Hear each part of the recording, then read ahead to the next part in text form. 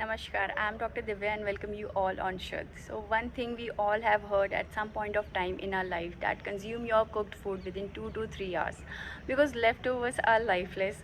They are devoid of prana, which is the vital energy, so it restricts digestion and can disturb your well-being. Also, this food results into tamasic due to less prana. But the fact is that the lack of life force or prana will occur in cooking process itself, isn't it?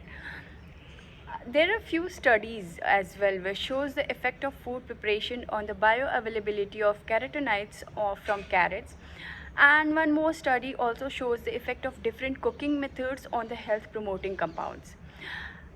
By the way, the nutrient content which is often altered during cooking are mostly water soluble vitamins, fat soluble vitamins and minerals. So now sequentially we'll go how the cooking method affects the nutrients. First, boiling, simmering and poaching. All these three are similar methods of water-based cooking, although these techniques differ only by their water temperature. So water-based cooking methods cause the greatest loss of water-soluble vitamins.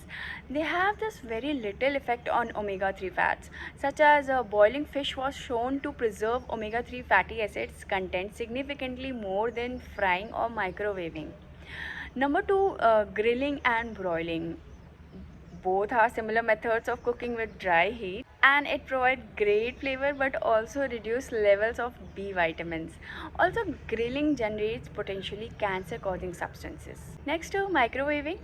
Microwaving of course is an easy and convenient. Also, it's a safe method of cooking. Also, it preserves most nutrients due to short cooking times. Roasting and baking. These two refer to cooking food in an oven with dry heat does not have any significant effect on most vitamins and minerals except vitamin B. Sauteing and stir frying. Sauteing and stir frying. Food is cooked in saucepan over medium to high heat in a small amount of oil or butter. It improves the absorption of fat soluble vitamins and some plant compounds, but they do decrease the amount of vitamin C in vegetables. Frying. Frying involves cooking food in a large amount of fat, usually oil, at high temperature. It makes food taste delicious and it can provide some benefits as well when healthy oils are used. But it is always best to avoid frying fatty fish and minimize the frying time of other foods as well. At last, steaming, which is one of the best cooking methods for preserving nutrients, even including water-soluble vitamins, which are sensitive to heat and water. But the downside over here is that the steamed vegetables may taste bland, but researchers have found that steaming broccoli, spinach and lettuce reduce their vitamin C content by only 9 to 15%. Now, after all this, we have seen that it is the heat that destroys vitamins, not cold.